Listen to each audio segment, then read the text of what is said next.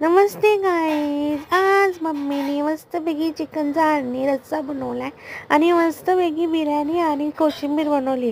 मला कोशिंबीर पण खूप आवडते. काकडी आणि कांदा टाकून कोशिंबीर खाल्लेली चांगली असते.